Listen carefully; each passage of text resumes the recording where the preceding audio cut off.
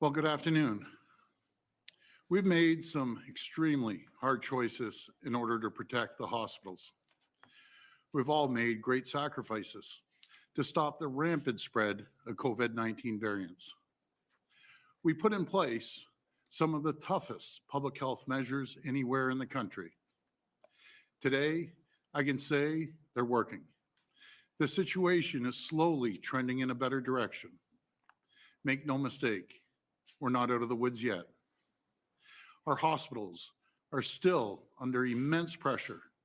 The spread of variants remains a major concern. So we must stay vigilant. We must keep doing what we're doing and what's working. We need to do everything in our power to protect this summer for all Ontarians. My goal is to have the most normal July and August possible. Obviously, that won't mean large sporting events or concerts. But if we manage the next few weeks properly, I believe that we can have things in a very good place this summer. To do so, we need to keep driving cases down and easing the pressure on our hospitals. We need to maintain the stay-at-home order and all public health measures until at least June the 2nd. These are precious weeks we won't put to waste. Each and every day, over 130,000 people are getting the vaccine. That's why I expect that by June the 2nd, so long as we stay the course, we will be able to reopen outdoor recreation. And by then, we will provide more details on our plan to carefully and safely begin to reopen the province in the days and weeks to follow. Friends, I know we're all eager to get back to some sense of normal, but at a time when contagious variants pose real risks to our province, we can't rush to reopen.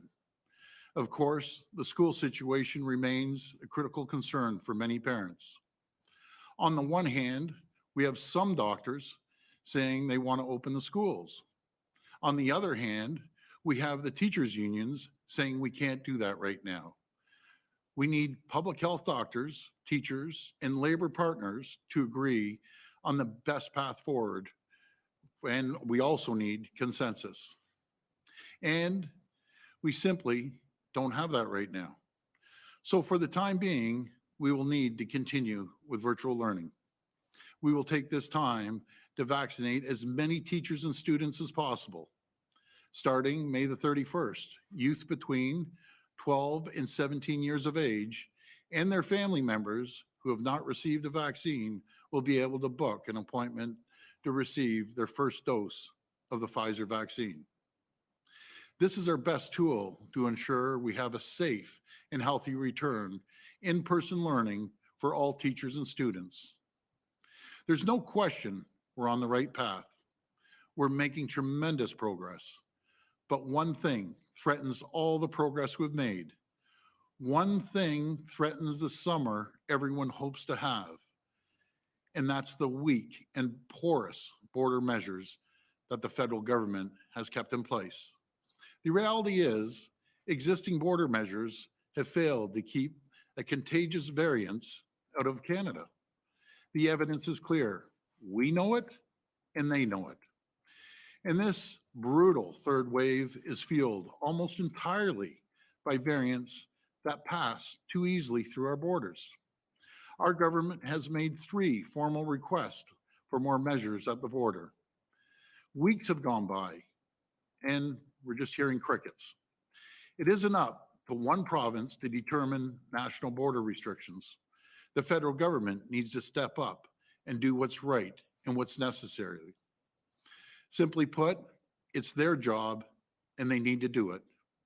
Since our first request, we've seen disturbing reports that over 88,000 travelers entering Canada, 1/3 of travelers on international flights, have been able to bypass the mandatory 3-day hotel requirement. We have private jets landing all over the province at smaller airports from Hawaii, Arizona, and other sunny destinations. This is not emergency travel. They've created a 2-tier quarantine system. If you can afford a private jet, you get to skip the quarantine. There are two sets of rules right now, one for the people who can afford a private jet and one for the rest of us. And this is unacceptable. It's people easily exploiting well-known loopholes that are being left in place. This cannot continue. We see the devastation unfolding in India. This is a warning of what happens when these variants take hold and begin to spread. And the federal government needs to protect us all from a fourth wave fueled by vaccine-resistant variant. We won't relent on this. We cannot allow this progress we've all made be undone. Too much has been sacrificed, and we must do everything in our power to keep people safe and protect our summer. Thank you, and God bless the people of Ontario. We'll take questions. First question, please. First question from Randy Rath at CHTV. Please go ahead. Hi, Randy. Hi, Premier. I'm wondering why you haven't opened sports fields and that sort of thing, because there's a lot of pressure coming from mayors and various doctors and even the OMA to do so. And when you say you expect them to open by June 2nd, what do you expect to be able to open on June 2nd? Would that include golf courses? Just go into a little bit more detail on that, please.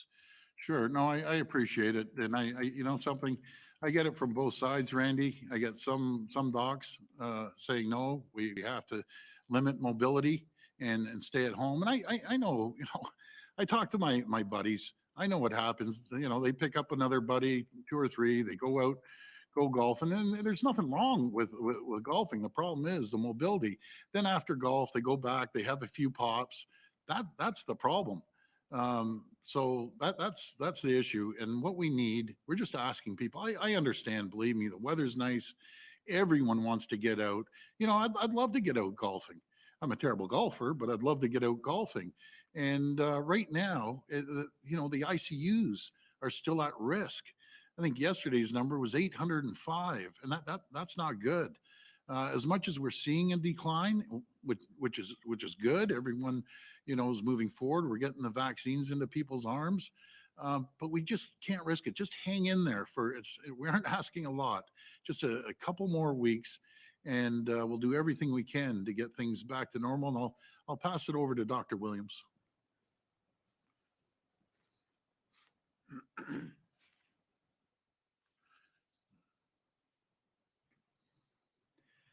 So I think as the Premier said, we're looking at our numbers. We're coming down steadily, making progress. We came down from close to 4,000 a day. Today we're posting again 2,759. So we've made progress. We're not out of the woods at this stage. We have our ICU numbers have backed off. That's encouraging. But if you look at our numbers now, we're about where we were at the peak of the second wave. So we've come down, but we have a ways to go yet. But we're doing, and all of you are doing a great job at steadily working on this progression. At the same time, the vaccine program is really rolling out, and people are signing up, booking up, coming out, rolling up their sleeves and getting vaccinated. That number is going up as well. Our percent positivity today is under 6%. We haven't seen that for a long time. That's also encouraging. So we have these encouraging things. When you're opening up a lot of facilities, and that, as the Premier said, it's not sometimes the activity, it's what's the congregate activity that's before, after, and during some sports events, especially teams, where there's a lot of close contact. How does one do that in a certain situation, especially when at this stage, around 50% have been vaccinated? We're heading up, trying to get up to 65 to 70% by the end of the month. So these are very important times. We're in this transition period, and we hope that by the 2nd of June, we'll be in a much better position if we continue to be steadfast and follow what we're doing now. So again, keep up the good work. We're progressing.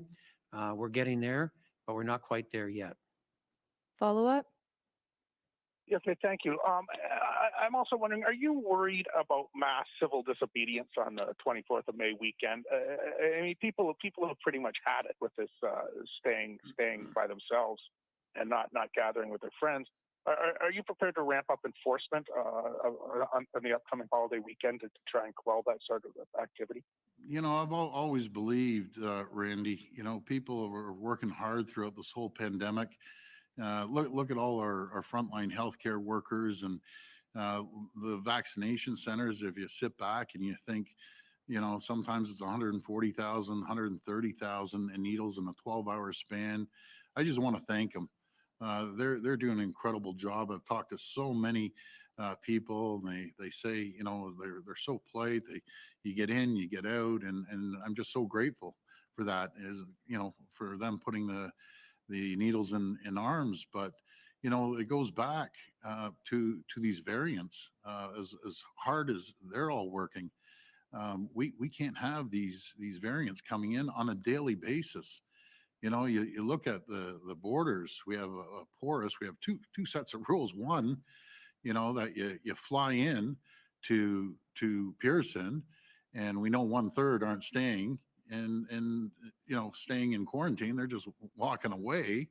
On the other hand, on the land borders, we see hundreds of taxis going down there, and Ubers and everyone else picking people up. Like Buffalo Airport is the second largest airport for Ontario now, and that's just wrong. And we just need the Prime Minister, Justin Trudeau, to to fix the problem. It's a federal issue. I've sent him 4 letters: April the 22nd, I think April the 26th, and April the 29th, and May the 12th. And we're asking some simple things: mandatory pre-departure PCR testing for all domestic air travel. As I mentioned earlier, we got to close the loopholes at Canada's international land borders with 3-day hotel quarantine. The other one, we have to reduce international travel to stop the importation of further variants. And just think of this, Randy: 1 in 3 international air travelers are avoiding the quarantine system.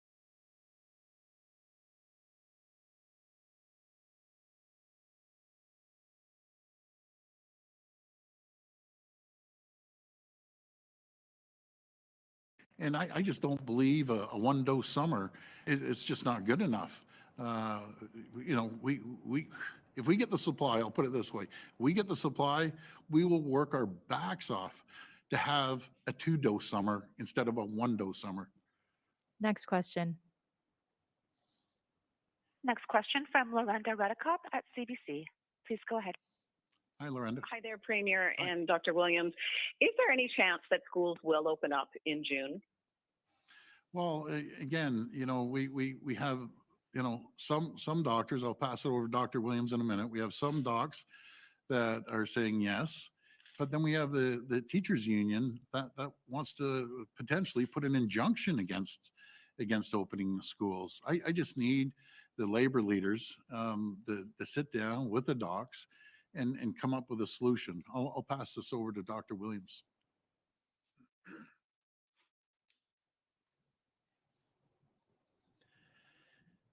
So it certainly is a question that is foremost on my mind. I know I've had discussions with Minister Lecce and with their staff, Deputy Naylor and others on this. I've talked to our public health units a few weeks ago with the case numbers really high. One reason we did go with closing schools is that our numbers went way up throughout the province, and our ability to do case contact management to keep the schools safe as they had been was starting to wane, and they were not sure with the volume load they could keep that up. I'm getting a lot more messaging from my medical officer of health throughout the province that they say we're now back into a level where we think we can start to deal with that. So we're in live discussions with them to say, if and when we are ready to do that, can you do it?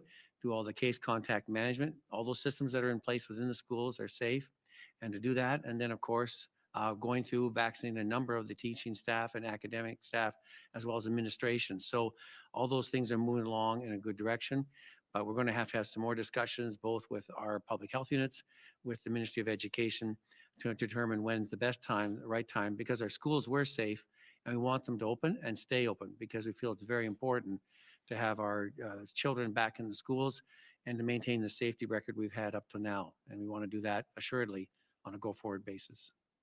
Follow-up? Premier, after being available for media questions during the first and second wave, over the past month, or a month, you've almost disappeared from the public eye. Though tonight you will make time for party supporters at a fundraiser, but your media briefings taking questions are rare.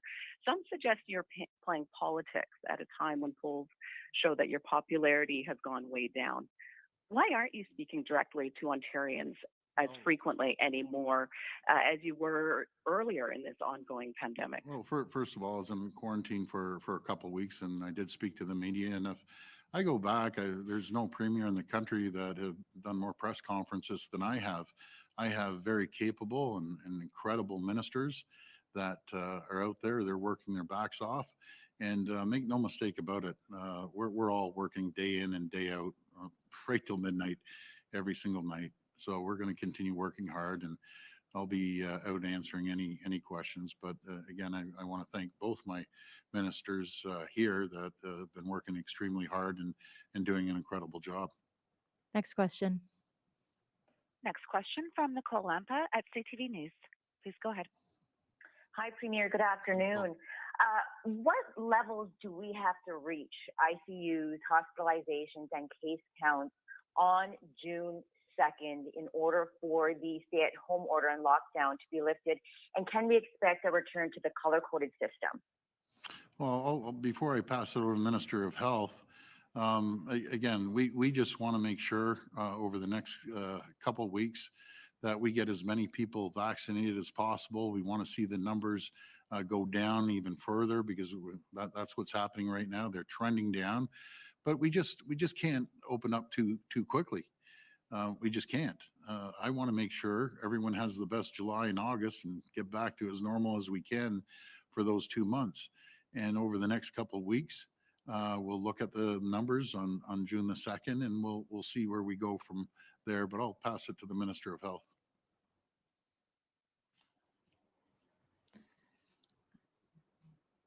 Thank you. Well, first, we do need to see an increase in the vaccination rate, and we're well on track to vaccinate 65% of Ontarians over age 18 by the end of May. But we also need to see lower numbers in the cases rate, lower numbers of hospitalizations, lower numbers of people in our intensive care units as well.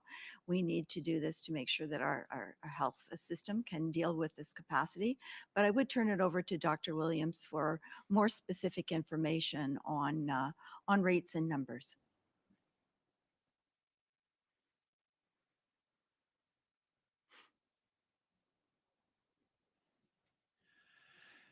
So the question you're asking is the metrics that we look at to see how things might work, as we talked about before, about not the switch, but the dimmer switch, and how do we move from one to the other? And will we utilize the framework? Will we look at some other things? So our tables are meeting and discussing that right now, because unlike in the past, we're in a different reality now. We're in a vaccinated reality. How does that work? And we're trying to make sure we understand that in conjunction with our federal, provincial, territorial partners in other provinces, and that what is happening there is, as you get above certain levels, how does that affect your overall numbers as far as hospitalizations, as Minister Elliott has alluded to, hospitalizations only, but ICU admissions, and is it presenting differently? How is it presenting as far as cases and contacts, percent positivity? These are all very important things as we see how a percent coverage, as you said, the target we just heard from Mr. Elliott of 65% by the end of this month. That is a terrific goal to reach. That changes things considerably. That means the number of metrics and different points have to be brought into consideration. So we're hoping by we get to the June the 2nd, in that time, we would like to see our numbers down a lot more. As I said before, we are down at 2,750. That is about just below the peak of around the second wave. Everybody thinks that's great from where we came from, and that's true. But we still have a ways to get back down, because we didn't get all the way out of the second wave before we went into the third wave. We do not want to repeat that again. We want to come down. If we're going to open things up with the dimmer switch, we want to open and stay open. We want to make sure our places are intact, and we do not want a fourth wave at all. And we certainly do not want one to occur right in the middle as we're coming out of the third wave. We cannot really have that happen. So we're going to be moving in a steady and slow motion, steadily progressing forward moving things, turning up the dial on a number of aspects there as we get more and more information, as the data shows us that we're winning on all fronts, not just on one or two metrics alone. The other ones are important. So we're going to be updating you with those data points as soon as we can, and even some more with our modeling in the future to see how we're projecting and how we're achieving those goals that we're seeing before. And are we winning? I think we are, but we want to see some more evidence of that. Follow up? Over the past few weekends here in Waterloo Region, we have seen really long lineups at garden centers despite the stay-at-home order, lineups that we saw similar to what we're seeing at malls or shops, but those retailers are closed. Many people are wondering, isn't this mixed messaging in regards to the stay-at-home order, and what advice do you have for people who are going to garden centers because the weather is just going to be nice for the next few weekends now? I'll pass that to the Minister of Health.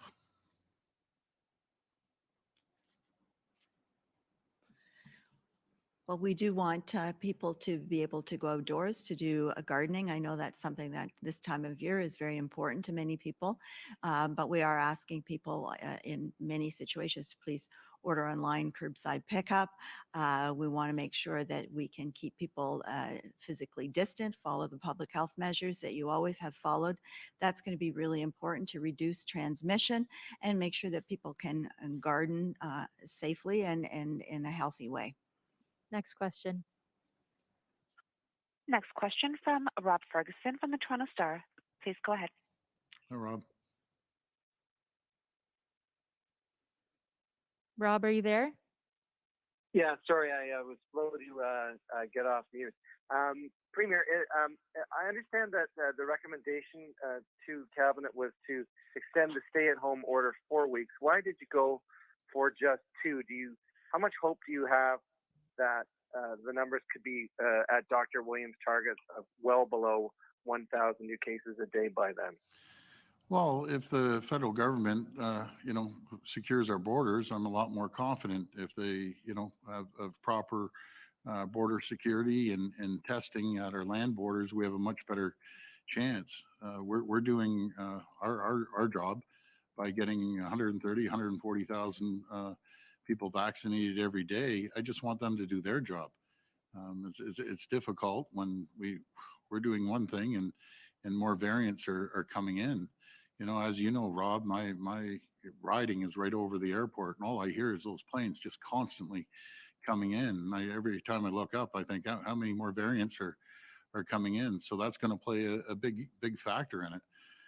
So we're going to continue working hard right up throughout this whole pandemic, but especially up to June the 2nd. We'll have further information for the people, but our goal is to have as normal July and August as possible. And I'm confident we can do it. We've come a long way throughout this pandemic. Everyone's worked extremely hard, and I'm very confident we're going to have a good July and August. And again, I don't believe in a 1-dose summer. I believe that we're going to have a 2-dose summer. Follow up?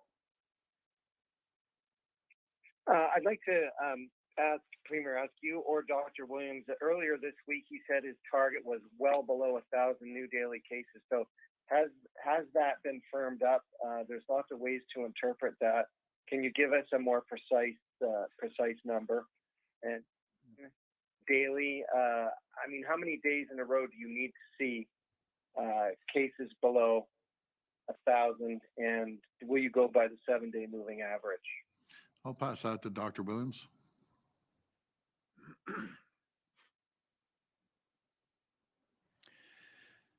So, Rob, as we talked about before, in the first and second wave, when we were dealing with the classic COVID, I guess people are calling it now, the non-variant style, the number of 1,000 was where we had our predictable hospitalization rates of around 6% and our ICU rates accordingly. As presented by the science table and by Dr. Brown, with the variants of concern, the hospitalization rate for the variants is higher. The ICU rate is double. And so we have to take that into consideration, because one of our main issues right now is the load on our hospital system. We have just backed off from a high number. I said we just backed off. We haven't gone down precipitously yet. And so we're trying to watch and see where that one is going. If you take those numbers and double them up, you can see there that a number below 1,000 has to be achieved, because before, when we had over 1,000, we were above our amount where we had to start to cancel and to have impact on our health system. The variance, the number has to be lower because of the rate is double that. So I'm looking at a number well under 1,000, and we have to stay there for a number of days because those are delayed metrics for the ICU numbers and hospitalization numbers. At the same time, we want to see what is going to be the impact of our vaccination on our population writ large. Are we going to see a lot more people who may have mild symptoms, but who are basically do not need hospitalization, are not going to the hospital? Is that going to impact us? Are we going to see that? So we're going to have to see what we are now in a vaccinated reality and in a VOC reality. Both are together. These are two new things that we didn't have as precipitously in wave 1 at all, and now wave 2, we didn't have vaccine as many VOCs or vaccine or variants of concern. So these two metrics have to be taken into account. So we're going to try and measure that and work with our scientists and public health measures table to come up with the dynamics, and with Ontario Health to be sure that we want to get our hospital system back in functioning again, to relieve the hardworking first line staff, our nursing staff who are celebrating of all their hard work and energy. So we want to get those things back as soon as we can there, and our other institutions working as well, as we talked about already with our schools. So we're looking at numbers below 1,000. And as I said, we've got to stay below that for a period of time, which we weren't able to do after the second wave. And we went into the third wave with the variants. So we never got out of the second wave totally before we were impacted by the variants of concern into a larger third wave. So we're going to be very careful, and we're going to make sure we're out and we stay out. Last question. Last question from Jeff Gray at the Globe and Mail. Please go ahead. Oh, hi. Thanks, Premier. I wondered if you could address the criticism from some who leaving aside the fact that there are medical experts who agree with you about the need to tighten the borders. They say, look, the reason the Premier's talking about the borders so much is to distract from his own, the province's own problems in containing the third wave and reopening too early and not cracking down more on, say, workplaces, this kind of thing. Can you address that criticism? Yeah, no, sure. And I'll tell you, this just didn't happen. I've been out here all the way back in December when the UK variant was coming in, and we had to go into the airport because, Justin Trudeau wasn't going into the airport. And there's two things Justin Trudeau is responsible for, two things only throughout this whole pandemic, is to make sure we have enough vaccines. And we saw what happened there. Now we're getting a few more vaccines, which is good. We're grateful for that, and we're getting them out. And to make sure we secure the borders. And it's just not happening. There are 3,000, just at Pearson alone that we know of, 3,200 people since January have come in here with COVID. Not to mention the thousands on the land border. And it's just unacceptable. I sit back and think, there's a problem, and he's not doing anything about it. Like, what gives? You want to protect Canadians, you want to protect Ontarians, you want to stop variants from coming in when 90% of people with COVID, it's come in through the airports or the land borders. I'll tell you, these variants, as I always say, they didn't do the backstroke across the ocean, or they didn't fall from Mars. They came in because our porous borders. And I've been saying this for months, not just weeks, months. I've sent 4 letters. I've got on the call with them, with all the other premiers. Every premier, all 12 other premiers in the province heard me pretty clearly when we're on a conference call. What gives? Protect the people of Ontario, protect Canadians. It's as simple as that. Follow up? And if I could just switch to ask about we've just had the news in the last couple of days about AstraZeneca, which is the vaccine I understand you also received, Premier. Is there any more you can tell us about the possibility that existing doses could possibly be used to speed up second doses for those of us who got AstraZeneca, or whether or not the Ontario government will even accept the new doses that are expected to come shortly from the federal government. So before I pass to the Minister of Health and over to the doctor, if they have AstraZeneca, I'll take my second shot in a second. But I'll pass this over to the Minister of Health.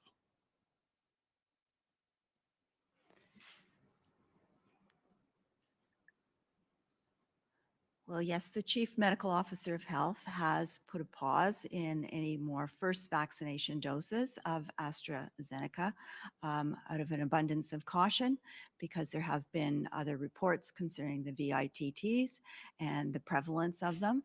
However, the preliminary information does show from the UK that a second dose of AstraZeneca poses a far lesser risk than the first dose. And there's also some preliminary information to suggest that if you mix doses of AstraZeneca with the first dose with Pfizer or Moderna, for example, as a second dose, that's fine. There may be some extra side effects, but it's otherwise perfectly safe. But I think at this point, I would turn it over to Dr. Williams to speak to the reason for the pause and what he's waiting for in order to make a firm decision about the use of AstraZeneca for first doses and the use of second doses as well.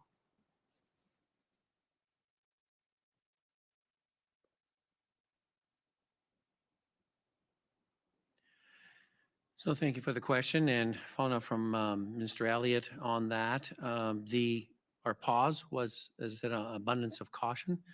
The rates of our thrombotic, thrombocytopenic syndromes and the VITTs were escalating to a level that moved us down below, not to a high, huge level, but it was down from 1 in 100,000 to 1 in 50,000, 60,000.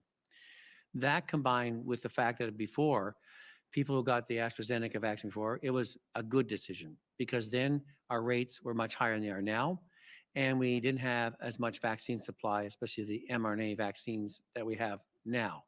So the combination of the two, out of an abundance of caution, we said, let's pause the first dose. We have very little concern about the second dose at this stage. I just want our teams to look at the data to say, is it assured that the data we have from the UK, and I think it is correct, that the risk of a second dose, if you didn't have a problem in the first dose, after 28 days is our general window, 42 days just to be extra assured, is only 1 in a million of getting any result after the second dose. I want our team to review that to make sure we're satisfied with that. But more importantly, as Minister Elliott has alluded to, we're looking at if you then choose, because we want our public to have an informed consent. That means if you're going to make a decision that you want the second dose, you have what you need to know. And if it's safe, we want to make sure you know it's safe. But at the same time, if you say, well, what happens if I want to take an mRNA vaccine? Can I do that? We have some early data, as the ministers alluded to, that says the side effects are limited to the usual ones that you might expect. So first, there's no harm in having the mRNA vaccine. What I want to ask is, can we get some scientific evidence to say, what is the cumulative vaccine effectiveness of the mix versus the double dosing up? We know what the second dose of the AstraZeneca, especially if you wait till up to 12 weeks and beyond, it reaches its maximum effectiveness for your second dose. The question is, what is the cumulative between AstraZeneca and a mRNA vaccine? We're trying to get that answer as soon as we can, so that when we go to the public, we have to do it fairly soon, because second doses are coming up in June for some people who were the first out to get it. So we want to make sure you have all the information you need. You may be, like the Premier, fully convinced that you're going to get the second dose of AstraZeneca. That's fine. And we want to make sure you're sure that you have all the information to make a decision. But more on the other ones, they're saying, well, should I decide on the other one? We want to make sure you have all that information. There's a study going on right now. We hope to have that ready for you, but we'll try and give you the best information you can so you can make the decision you need to make. And we want to make sure you're assured of the safety and quality of that, because overall, we want you protected for a 2-dose summer, as the Premier is pushing for. I would push for that as well. We'd like to progress as quickly as we can towards that. And Ali, before we just wrap up, and before I pass it over to the Solicitor General for final words on the vaccine rollout, I want to wish all the nurses out there happy Nursing Week. You know something, you've been absolute heroes You've always put the community and the hospital even ahead of your own families. We're so grateful for all the hard work that you've done over well over a year now, working around the clock, and it just doesn't stop. On top of that, all the people at the vaccination centers and the mobile units and you know, the companies that are getting people vaccinated, folks, there's hope. Just a few more weeks. I always say we see the light at the end of the tunnel, and that light is getting brighter and brighter every single day because of each and every one of you. You know, and I just want to thank each and every one of you for everything you're doing. Pass it over to Soldier.